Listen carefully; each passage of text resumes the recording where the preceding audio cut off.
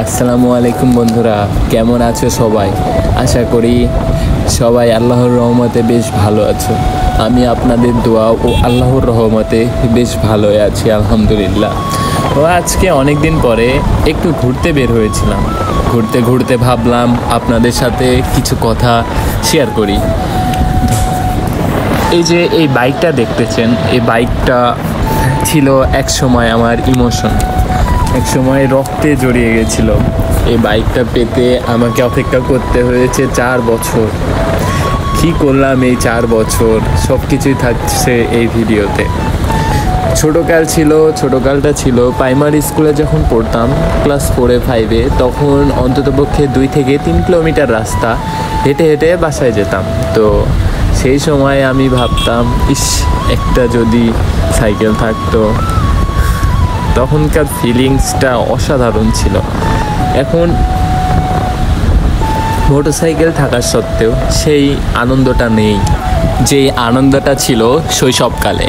শৈশব হলো প্রতিটা মানুষের স্মৃতি। সেই স্মৃতিগুলো মাথার মধ্যে যখন আসে তখন কেমন যায় না, নিজেকে অনেক হালকা হালকা লাগে। কিন্তু এই বড় হওয়াটাই হলো হয়তো আমাদের জীবনে সবথেকে বড় বাধা। আমাদের সেই ছোটোকালে ছিল লাটিম খেলা, গুলি খেলা, বদন, কানামাছি, এলন্টি বেলন্টি। আর এখনকার জেনারেশনটা হলো ছোটো থেকে পড়ার পরে হয়তো তাদের হাতে মোবাইল অথবা কতই না কিছু। বাট আমাদের সময়টা ছিল একটি মানুষের সাথে আরেকটি মানুষের প্রায় অন্তরের মিল। একজন আরেকজনের পাশে সবসময় থাকতাম। যখন ছোট ছিলাম সব বন্ধুরা মিলে পায়ে হেঁটে স্কুলে যেতাম, কতই না মজা লাগতো। বাট এখন কোথায় সব বন্ধুরা হয়তো সবাই সবার কাজে, কোনো না কোনো কাজে ব্যস্ত। আসলে বন্ধুত্ব কেউই ভাঙতে চায় না। ভাঙতে হয় কেন? ভাঙতে হয় পরিস্থিতি। কিন্তু যারা স্বার্থের জন্য বন্ধুত্ব করে তাদেরকে আর তো কিছু বলা যায় না। তাদের স্বার্থ শেষ, তারা বন্ধুত্ব শেষ। কিন্তু আপনার লাইফে কিছু বন্ধু থাকবে যাদের সাথে আপনি শূন্য পকেটেও চলাচল করতে পারবেন। সেই বন্ধুগুলা কি বন্ধু জানেন? সে বন্ধুগুলা হচ্ছে আপনার বেস্ট ফ্রেন্ড। যখনই আপনি ভাববেন যে আপনি আপনার কোনো এক বন্ধুর সাথে আপনি খোলামেলাভাবে, মানে আপনার শূন্য পকেট, আপনি ওই অবস্থাতেও আপনি আপনার সেই বন্ধুর সাথে চলতে আপনার কোনো দ্বিধাবোধ হচ্ছে না, তখনই ভাববেন যে হ্যাঁ, এই আমার সেই প্রকৃত বন্ধু। তো অনেক কথাই তো বললাম, এবার চলেন আমি গাড়ি কেনার বিষয়টা একটু ক্লিয়ার করি। যখন মনে করেন যে আমার গাড়ি কেনার সম্পর্কে ঝুল উঠলো মাথায়, তখন তো আব্বুর কথা যে এত বড় গাড়ি নেওয়ার দরকার নাই, আম্মুরও একই কথা। সবাই বলছিল যে জিক্সার, মোনোটন এসবলে।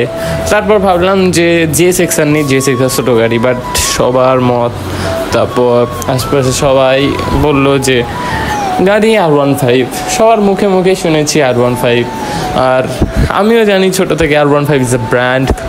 সো R15টা বাছাই করে R15 ভার্সন 3 সম্পর্কে তেমন কিছু বলার নাই। এটার টর্ক বেশি, এটার স্পিডও বেশি এবং এটার কন্ট্রোলিংও বেস্ট।